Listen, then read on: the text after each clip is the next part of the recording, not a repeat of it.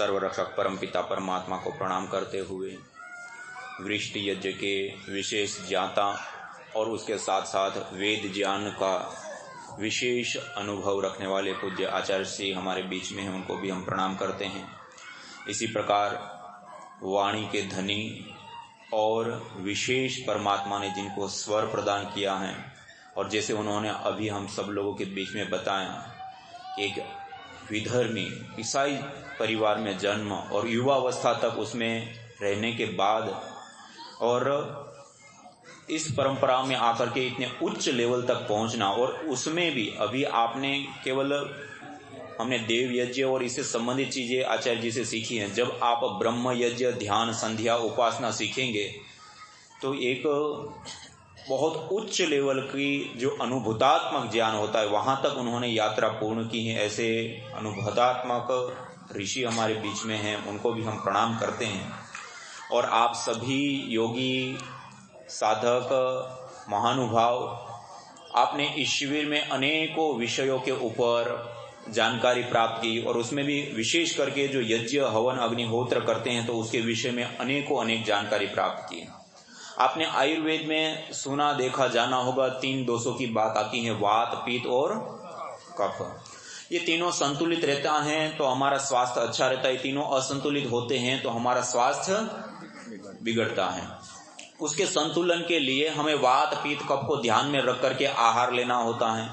वात, पित्त, कफ को ध्यान में रख करके दिनचर्या आदि चीजें हमें ध्यान में रखनी होती हैं। हमें माता पिता से भी वात, पित्त, कफ कैसा शरीर मिलना है वो निर्धारित होता है। उसके अलावा और भी बहुत सारे कारण होते हैं, उसमें से एक प्रधान और मुख्य और विशेष कारण वातावरण भी होता है, ऋतुएं होती हैं।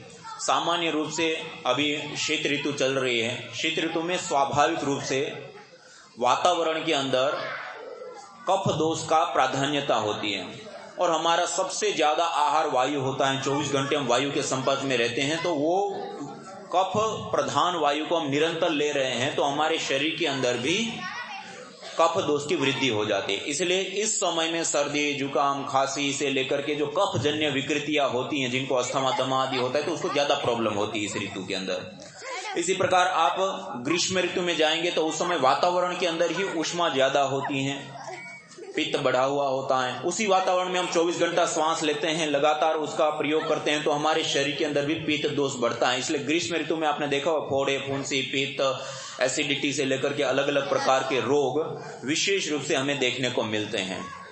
और इसी प्रकार से आप वर्षा ऋतु में देखें तो वातजन्य रोग बढ़ जाते हैं। कहने का अभिप्राय है कि वातावरण के अंदर ही पहले से वो दोष बढ़ा हुआ होता है और उसको हम निरंतर इनहेल करते हैं, तो उसके कारण हमारे शरीर के अंदर भी वो प्रकोपित हो जाता है, बढ़ जाता है, और उसके कारण से हमें औषध, दवाई या उपचार आदि करना पड़ता है। तो जब हम दैनिक रूप से अब हवन करेंगे या करते हैं तो उस हवन में उसी दोष का निवारण करने वाली जो औषधियां हैं, जड़ी बूटियां हैं, उसकी आहुति देते हैं। जैसे अभी शीत ऋतु चल रही है तो अभी कफिष्टि हवन सामग्री से हवन करते हैं, तो हमारे घर के वातावरण के अंदर ही पहले से ही कफ दोष का संतुलन होगा। ग्रीष्म ऋतु में पित्तिष्टि हवन सामग्री से हवन करेंगे तो पित्त दोष का पहले से ही संतुलन रहेगा। वर्षा ऋतु में वातिष्टि हवन सामग्री से हवन करेंगे तो पहले से ही वात दोष का शमन रहेगा। और संतुलित वायु का हम आहार ले रहे हैं तो हमारे शरीर के अंदर भी वात, पित्त और कफ संतुलित रहते हैं, और संतुलित वात, पित्त, कफ में कभी भी रोग होता नहीं है। इसलिए ये एक बहुत बड़ा आयुर्वेद का सिद्धांत है, और वात पित्त के कारण से भी हम विशेष रूप से स्वास्थ्य को प्राप्त कर सकते हैं। दूसरा, सुबह में आपको जैसे डायबिटीज की प्रॉब्लम आदि होती है तो मधुइष्टि हवन सामग्री से कैसे हवन करके हम डायबिटीज की मुक्ति पा सकते हैं।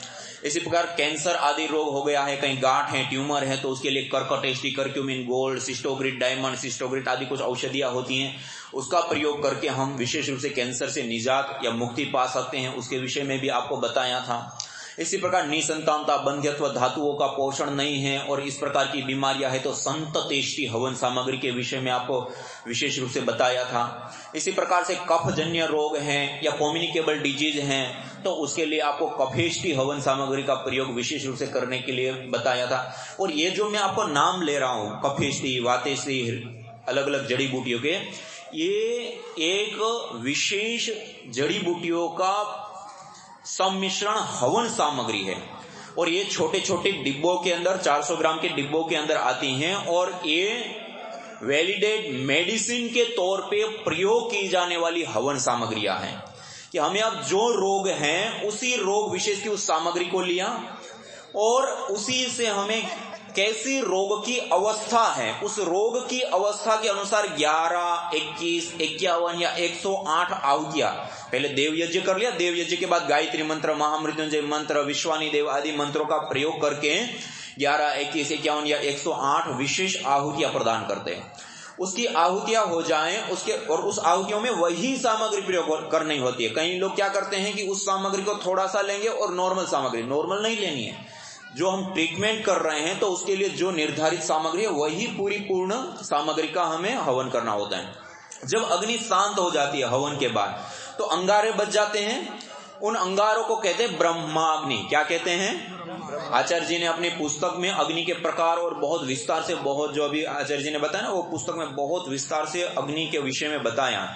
तो इस अंगारों की जो अग्नि होती है इसको कहते हैं ब्रह्माग्नि। और उस अग्नि के ऊपर जो रोग विशेष के लिए हमने जिस सामग्री से हवन किया वही सामग्री उसी की आधी मात्रा में उसके अंदर गुगुल गोंद होता है उसको मिला देते हैं और उसकी भी आधी मात्रा में गाय का घी मिश्रित कर देते हैं और वो मिश्रण करके रख लेते हैं। जब हवन हो गया तो उसी में से थोड़ा सा 5-10 ग्राम मात्रा में वो द्रव्य लिया, थोड़ा सा पिंड जैसा बना करके और उसको एक स्थान में, पूरे अंगारों के ऊपर बिखेरना नहीं है, एक स्थान पर रख दिया। फिर जैसे धूप बत्ती, अगरबत्ती या वो जैसे सुलझती है ना धीरे धीरे, ऐसे वो आराम से सुलझता हल्की हल्की धुनी वो देता रहेगा।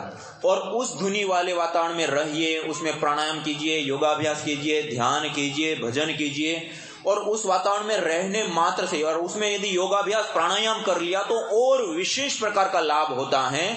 लेकिन कई बार ऐसी, जैसे आपको 3-4 घटनाएं बताई, वो ऐसी घटनाएं थी कि वो उस स्थिति में है ही नहीं कि वो प्राणायाम कर सके, उनको समझ भी नहीं है कि हम यज्ञ भी करें। तो ऐसी स्थिति है तो उसको पेशेंट के पास में किया। अन्यथा आप करने की अवस्था में है तो उसमें योगाभ्यास प्राणायाम आदि संबंधित रोग का करेंगे तो आपको बहुत कम समय में ही उस बीमारी से विशेष रूप से हमें निजात मिलती है और उस बीमारी को हम जीत लेते हैं।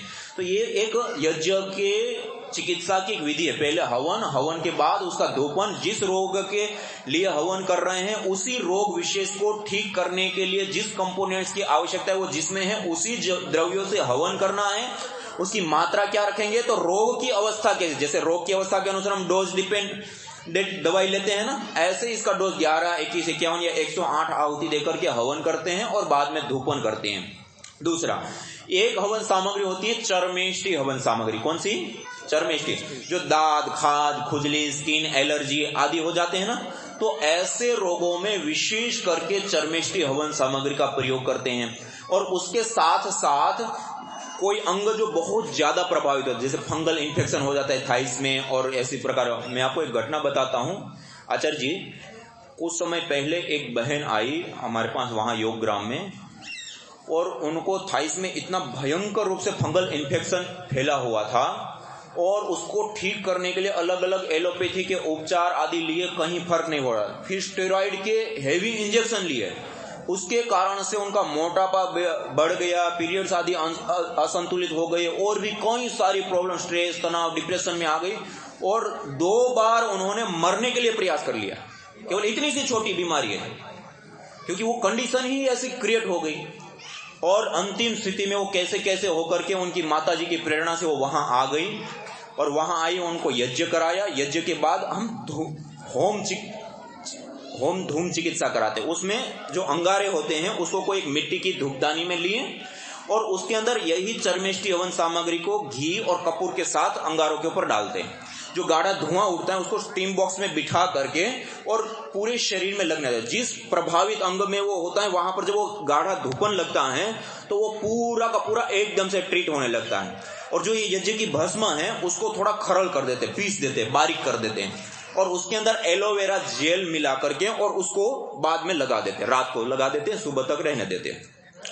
ऐसा करने पर जो उन्होंने कई साल, और आप विचार कीजिए कोई व्यक्ति एक बीमारी और उनकी दवाइयों के कारण मरने के लिए 2 बार प्रयास कर लिया, कैसी स्थिति होगी।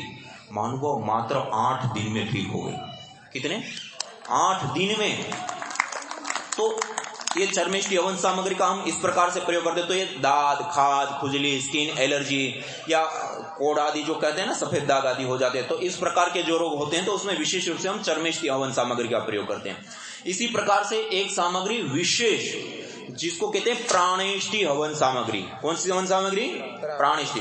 जिनकी इम्यूनिटी पावर बहुत कमजोर है, छोटा सा ऋतु परिवर्तन हो गया, पानी का, भोजन का परिवर्तन हो गया तो तुरंत बीमार हो जाते हैं, या उसके अलावा भी बहुत शरीर क्लीज है, ग्रो नहीं कर पा रहा है कोशिकाएं, या उसके साथ साथ जितनी भी वंशानुगत रोग होते हैं, पीढ़ी दर पीढ़ी रोग आते हैं ना, किसी को गांठ का, किसी को कैंसर का, किसी को डायबिटीज का, किसी को कुछ, जो पीढ़ी दर पीढ़ी जो रोग चले आते हैं, ऐसे रोग हैं, या उसके साथ मल्टीपल डिजीज हो गए, एक साथ 2, 4 बड़ी बड़ी बीमारियां हो गई।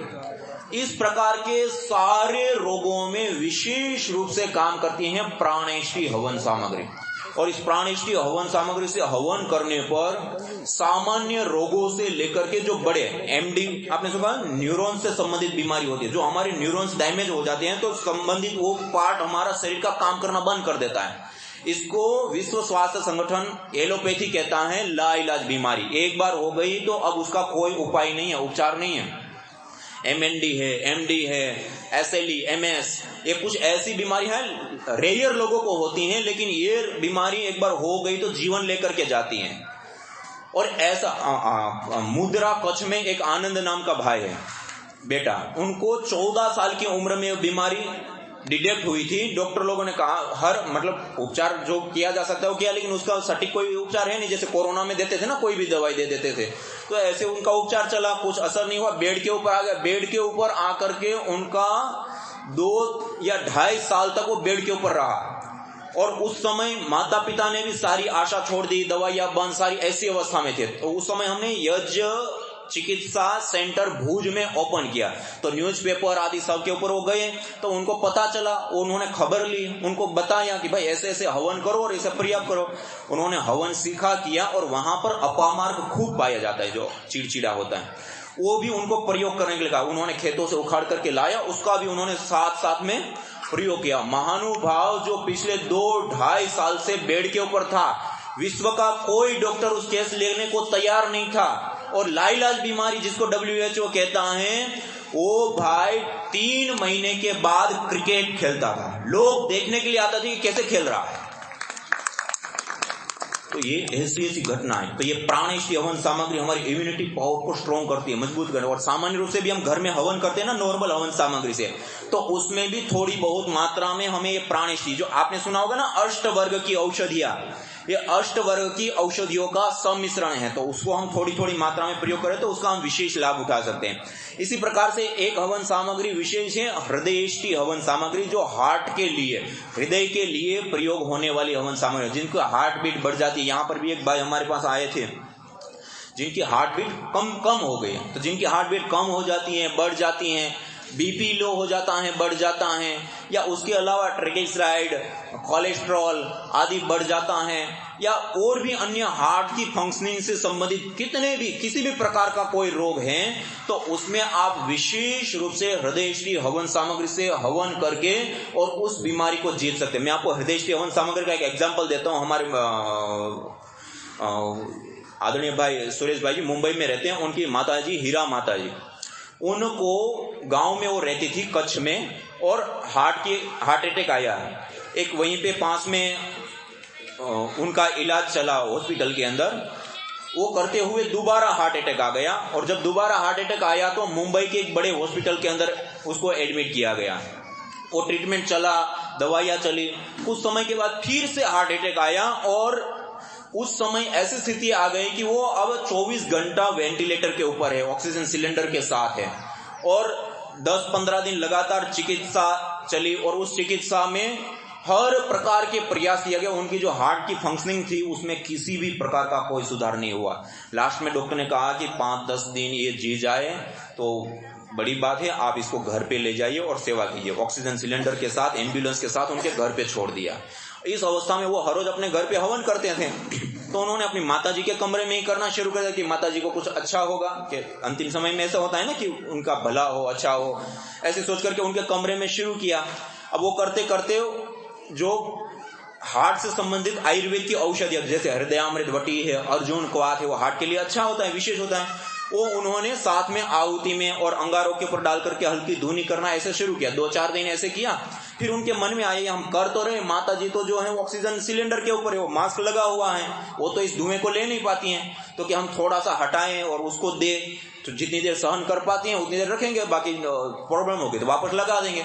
ऐसे कर करके आधा मिनट, 1 मिनट, 2 मिनट ऐसे मास्क हटाते थे और उस धुएं के अंदर यज्ञीय वातावरण में रखते थे। महानुभाव जो डॉक्टर ने 8-10 दिन कहा था वो तो वो भूल गए, और ऐसे करते करते 6 महीना बीत गया और 100% ऑक्सीजन सिलेंडर की आवश्यकता खत्म हो गई। और वो दिन है, और अभी 5-6 साल हो गए, 5-6 साल तक वो माताजी जीवित रही और कोई दवाई नहीं। पहले तो दवाई ले रहे फिर भी हार्ट अटैक आ गया, और अब कोई दवाई नहीं है और केवल यज्ञ कर रहे हैं, उस वातावरण में है और नॉर्मल जीवन जी रहे हैं। तो कहने का अभिप्राय है कि ये जो हवन सामग्री है हृदयष्टि, वो विशेष रूप से हार्ट के लिए कार्य करती है। इसी प्रकार से दिव्यष्टि हवन धूप होता है, तो कुछ विशेष औषधियों का सम्मिश्रण है। उसका जब हम जैसे गुगुल की धुनी घरों में करते हैं ना, ऐसे ही दिव्यष्टि की धुनी की जाती है। हवन के बाद अंगारों के ऊपर डाल करके धुनी करते हैं। उसकी जो सुगंधी होती है वो 100 मनस्यकारी होती है, मन को शांत करने वाली होती है, रिलैक्स करने वाली होती है और बैक्टीरिया वायरस आदि से बचाने वाली। तो कभी गुगुल की धुनी कर लिया, कभी दिव्यश्री की धुनी कर लिया। रोग विशेष के लिए करते हैं तो रोग विशेष की सामग्री से हवन, और उसमें खास 1-2 जगह पर जैसे कफेष्टि हवन सामग्री से हवन करते हैं, तो हवन के बाद जब उसका धूपन करते हैं तो उसमें घी नहीं डालते, उसमें केवल सामग्री के साथ कपूर का प्रयोग करते हैं। वातज रोगों के लिए जब हम हवन करते हैं तो उसमें विशेष रूप से तिल के तेल के साथ आहुति करते हैं। थोड़ी सी मात्रा में घी रखा, ज्यादा मात्रा में तिल का तेल, और उसी से आहुति करते हैं। और धुनी में भी केवल तिल के तेल का ही उसमें सम्मिश्रण करके प्रयोग करते हैं। ऐसे 1-2 चीजों का चेंज। और जिनको अस्थमा दमा आदि की प्रॉब्लम है और उसके साथ दूसरी भी बीमारी है, तो उनको केवल अस्थमा दमा से संबंधित जो कफेष्टि है उसी से ही पहले हवन करना है। जब वो एक स्टेब्लिश हो जाए उसके बाद वो दूसरी हवन सामग्री का प्रयोग करके हवन कर सकते। पहले से ही दूसरी हवन सामग्री से करेंगे तो उनको सूट नहीं करेगा। उसके लिए वो प्रॉपर जो जड़ी बूटी और जो मेडिसिनल कंपोनेंट चाहिए वो जड़ी बूटियों से ही उनको हवन करना होता है, और उसी से ही उनको विशेष रूप से लाभ मिल जाता है। फिर दूसरी सामग्री, और सामान्य रूप से जैसे किसी को हार्ट की भी प्रॉब्लम है और डायबिटीज की भी प्रॉब्लम है या अन्य कोई 2 प्रॉब्लम है, तो आप इसमें से कोई भी 2 सामग्रियों का सम्मिश्रण करके जो प्रधान आपकी बीमारी है उसका सम्मिश्रण करके भी आप हवन कर सकते हैं और विशेष लाभ उठा सकते हैं। देखिए, ये जो हम यज्ञ करते हैं, हवन करते हैं, अग्निहोत्र करते हैं, तो एक ओर से नहीं, अनेक प्रकार से, जो आपको पिछले सत्रों के अंदर बताएं कि 1-2 नहीं, कई प्रकार से वो हमारे शरीर के ऊपर, हमारे मन के ऊपर, हमारे आभा मंडल के ऊपर, हमारी एनर्जी के ऊपर, हमारे प्राण ऊर्जा के ऊपर, वातावरण के ऊपर, सबके ऊपर कार्य करता है और बहुत विशेष रूप से हमारे आरोग्य को सिद्ध करने का किसी की मृत्यु हो गई है तो कार्य करता है। तो हम इस यज्ञ को विशेष रूप से अपने जीवन में धारण करें। और आज तक आपके पास में काफी सारी क्लियरिटी, सारी चीजें आपके सामने आई हैं। और अधिक आप जानना चाहे, सीखना चाहे, करना चाहे, तो जैसे आचार्य जी ने बताया, शांत सा छोटा सा नाम है, उस एप्लीकेशन को, उस वेबसाइट को ऊपर जाइए, सारी चीजें आपको मिलेगी। ऐसे ही आपको दूसरा नाम दिया यज्ञ दर्शन, बस उस वेबसाइट के ऊपर जाइए, आपको सब कुछ मिलेगा। और इसमें जो घटनाएं आपको बता रहा हूं उसकी रियल वीडियो आप देख पाएंगे कि कैसे कैसे लोगों ने, ये तो मैंने 2-5 समय के अनुसार आपको उदाहरण बताया, वहां आपको सैकड़ों उदाहरण मिलेगा, सैकड़ों रिसर्च मिलेगी, और भी अलग अलग प्रकार का ज्ञान विज्ञान बहुत कुछ मिलेगा। तो आप उन सारी चीजों को देखेंगे, सुनेंगे, जानेंगे, तो आपकी रुचि, आपका जो बीमारी है वो भी दूर होगी, देवताओं का पूजन होगा, ईश्वर की आराधना होगी, पर्यावरण के प्रति हमारा जो उत्तरदायित्व है उसको हम पूरा करेंगे, देव ऋण से हम उऋण होंगे। और उन सब के साथ साथ मानवीय शक्ति का हमारा विकास होता है और हम एक उच्च चेतना से युक्त होकर के देवत्व से तुल्य जीवन को हम जी पाते हैं। तो ऐसा इस यज्ञ को आप सब अपने जीवन में धारण करें। यही आशा के साथ, यही अपेक्षा के साथ आप सब लोगों के बीच में आने का अवसर मिला। आप सब लोगों का बहुत बहुत धन्यवाद। और जो यहाँ पर आयोजन करता हमारी पूरी टीम है, सारे आयोजक गण हैं, उन सबका भी हम कृतज्ञता पूर्वक धन्यवाद करते हैं कि ऐसे गांव में आपने इतना विशेष प्रयत्न और पुरुषार्थ किया, उसके लिए भी आपका धन्यवाद। सभी को प्रणाम। ओम।